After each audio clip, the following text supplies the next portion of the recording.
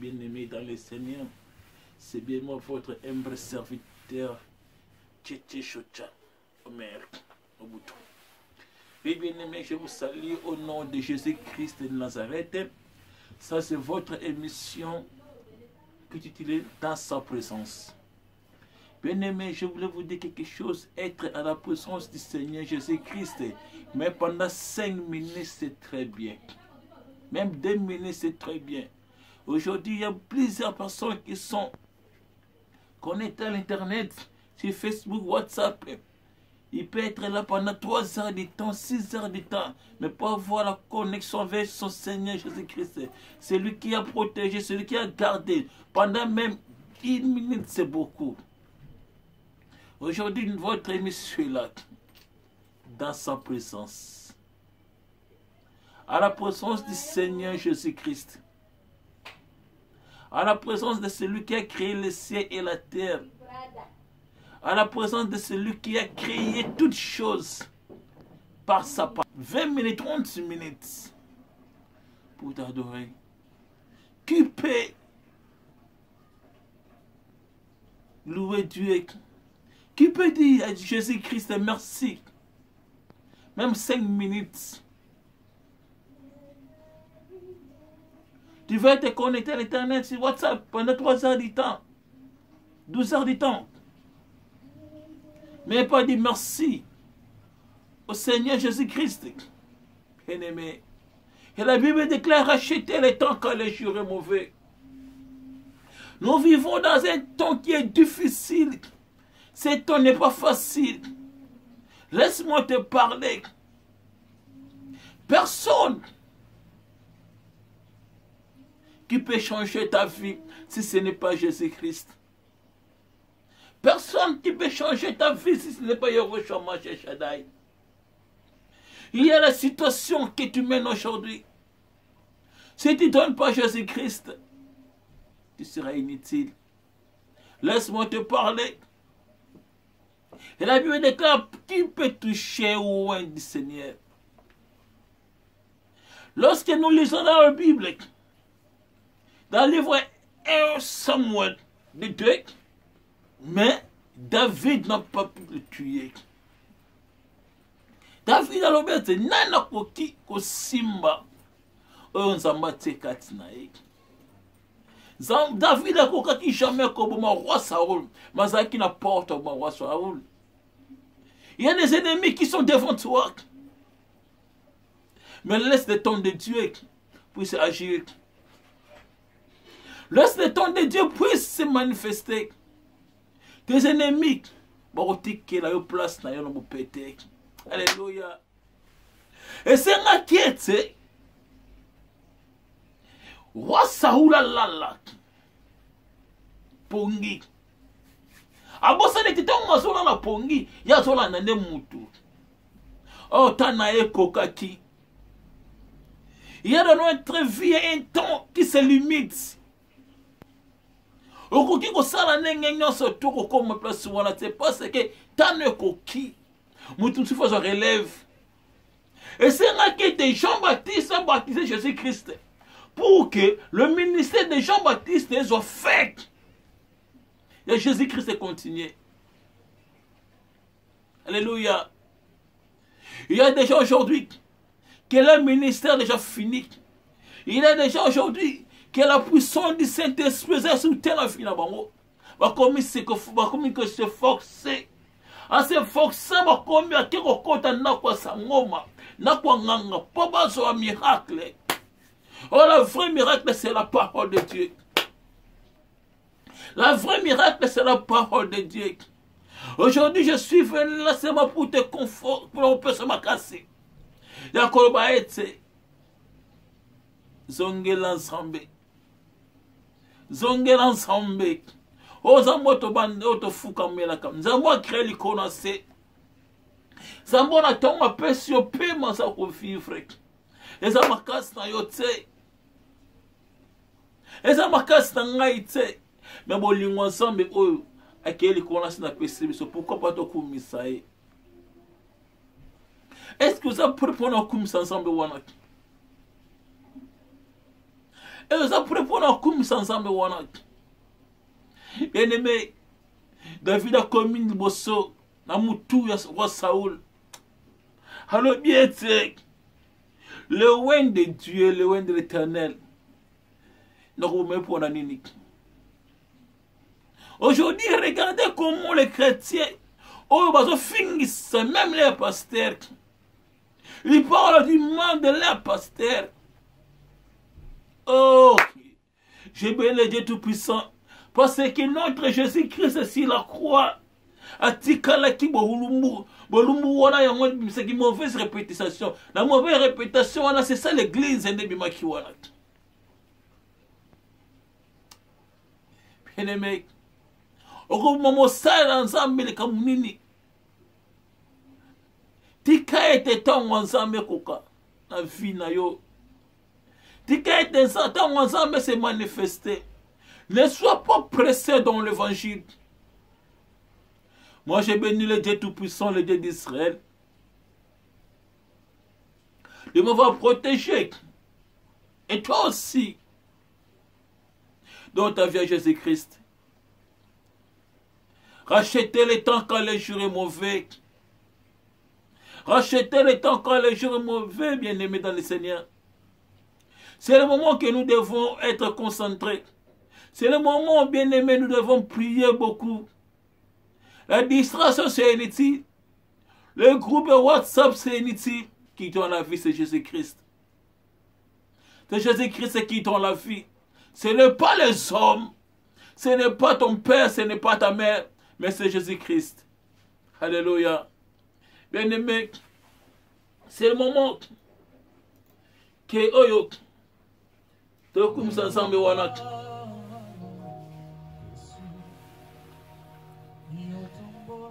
nous sommes dans ta présence, Seigneur. Alléluia. Ce qui est soutenu dans nous, c'est bon, abisso. Jésus, comment on Mukangoli. Oh yeah, oh Jésus. Toi qui n'es pas nani bien-aimé. Bien-aimé, mon maman, oh yo, tous ceux qui nous paient ensemble, au Mexique. Ok, ne koloba ensemble. Wa bateli pe mana yo. Kolala na yo. Yo soto yo pesa e Mexique. La kisa ensemble bonene na ekata vina yo. Bo mususu oya kokano azali te yawe. Ya ngona momo oyo na yo ko pesa merci parce que o samalamu.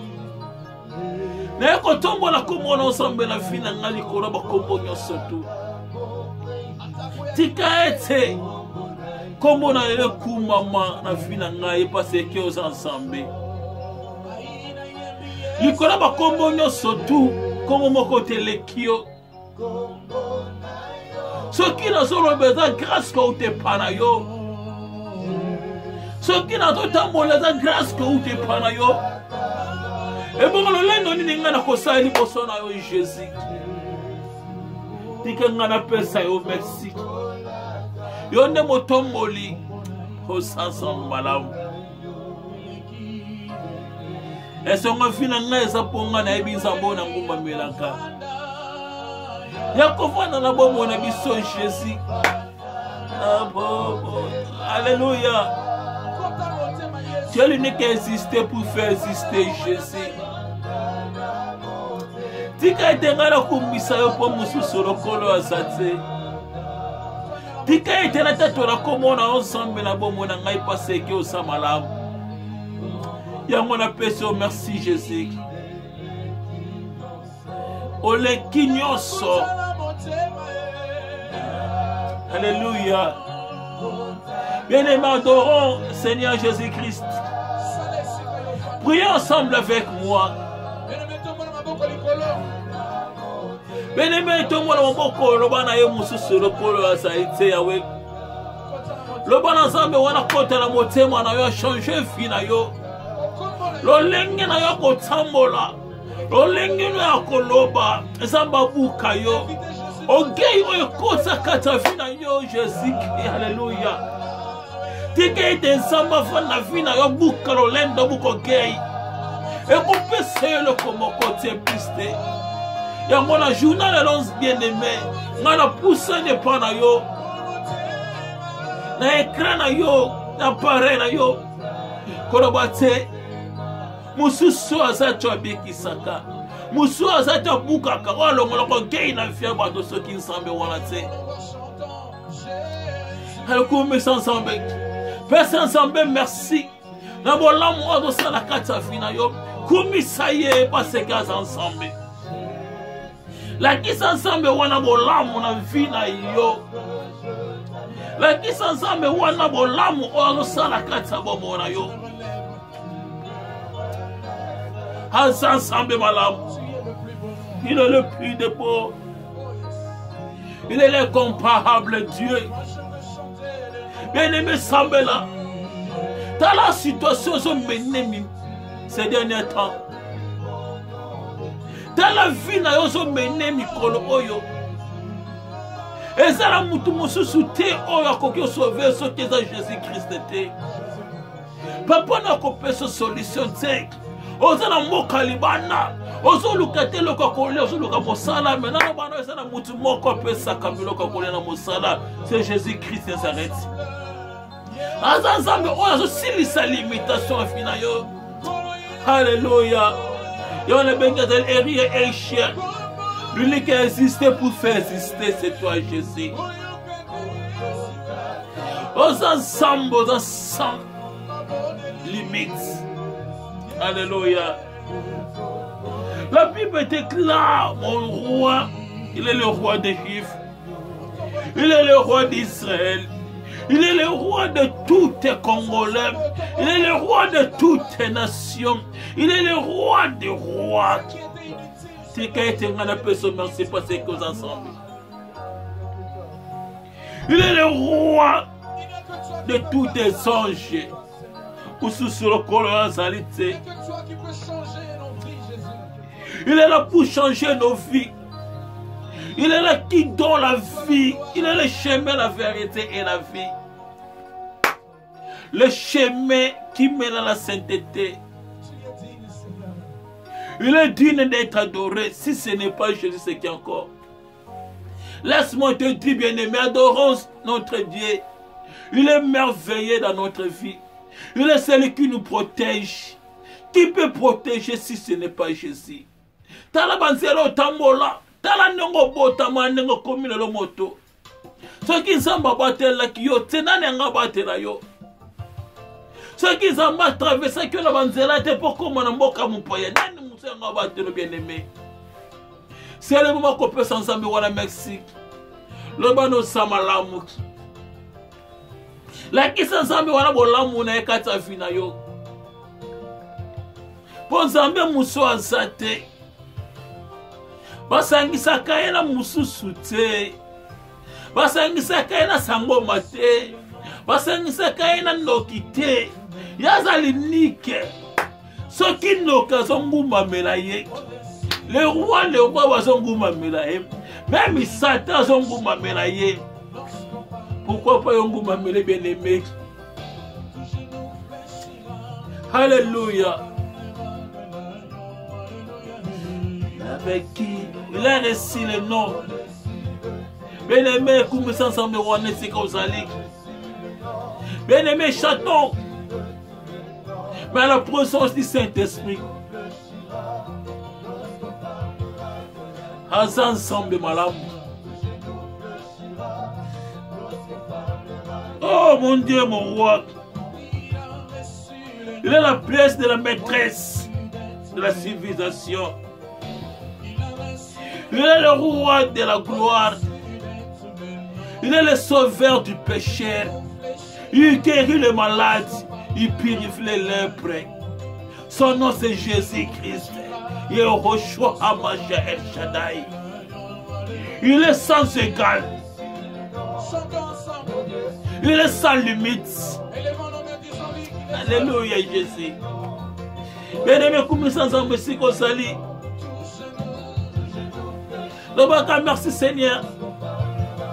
Dans le moment favorable, on s'en va surtout sur le Na ma favorable nzamba pesio solo na ye. Pesa nzambe wana merci. Parce que merci adoré ye parce que mususu ko salite.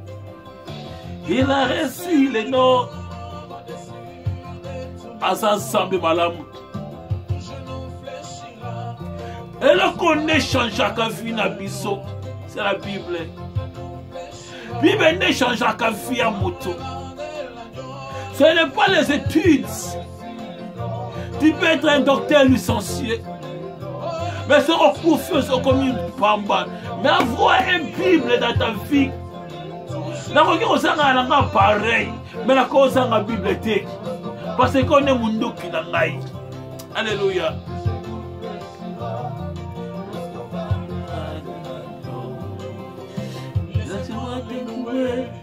Parce qu'il dit d'être adoré. Bien les mecs. Oh belle mon sang tout cas ça bon mon ayo. Belle Saint-Esprit na vie na yo tondi sa yo na bon sambe. Saint-Esprit ça na pas na renouveler capacité. Oh ya yo zala qui étouffé. La Bible déclare dans les jours de Pentecôte mon sang de quitter qui le prophète, mes disciples. Oh parce que la carte c'est temple. Pour la table dans la qui na haute chambre haute. Pour la conseiller la promesse que Jésus avait annoncé à eux. Biso pe la moment oyo toko bela molimo centre na bomo na biso et repesa biso makasi et renouveler ba don spirituel oyo zala ke tout fait na bomo na biso to bondeli na kombo ne ka Jésus Christ. Nous ensemble bomo ni tekolo yango tena poko le loko peso merci parce que aux ensemble Yahweh. Na moment oyo to bela molimo centre ka ta fina biso parce que tu es le Seigneur. Yawe tondi sabi sona mbuya na yo. Wole mo sante pe sabi somayele intelligence et connaissance. Ya ko le mo so ba tu ko le mo tebele mo sante kata fina biso.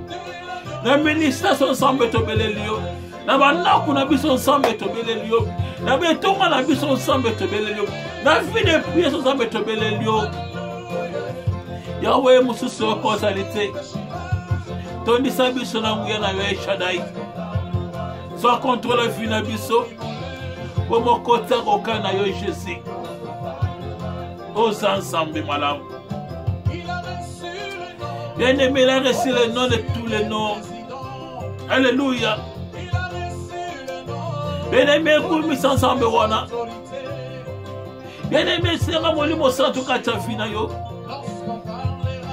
pour musu asate ce qui ensemble wana te.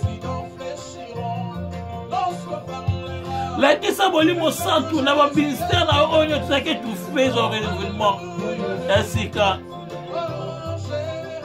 ouais tout fait qui moli mon sang tout la misala na yo mabe ouais tout fait qui cet esprit moyen ça les a dit parce que péché côté qui mingi la vie na yo mais le mon sang tout ça la qui ko c'est dans ça la mo sala na go mais lorsque tu qui ensemble on comme concentrer na Facebook on comme concentrer na ba groupe WhatsApp aussi ka oyo vie zatem ya ngoyo lingi ya ngona pourquoi le bien aimé c'est ensemble azoni ça se boli présence ça y est c'est ensemble atoni c'est la présence ça y est te ba groupe nyo surtout à WhatsApp oyo da kotina ba vidéo ya inutile oyo sisa meka na yo. Oh, t'es une église, on peut t'offrande, on peut s'offrander. Nous sommes sur ma make-up pour que tu recharges ma vidéo et que ça va vite. Ennemi, le bon ensemble, on a renouvelé la vie, a changé la langage, a changé ma pensée, a changé l'attitude, a changé l'entourage, a changé ma solo, a changé notre toit. Au bon de la communique à Jésus-Christ Nazareth. Il a reçu les noms au-dessus de tous les noms. Le genou fléchira lorsqu'on parlera de l'agneau. Le genou fléchira lorsqu'on parlera de Jésus. Alléluia, bien-aimé. Bien-aimé, la personne, merci. Nous sommes connectés à la moment. Notre mission, C'est à la présence du Seigneur Jésus. On est à la présence ensemble les Kinyoso. Et nous sommes lundi, mercredi, vendredi. À partir de 12h, 3 jours par semaine, ennemi. Et là que les 15 ans me zatek, ensemble au Mexique. Je suis frère, je travaille dans l'église. Et si on s'en touché, il y a des pasteurs, il y a des prophètes, il y a des docteurs dans notre assemblée de Dieu qui sont là pour t'enseigner. Parce qu'on n'a pas de personne qui ressemble à l'Issus. Faiblesse et quotidien, bien aimé, sont ensemble. Faiblesse et sont ensemble.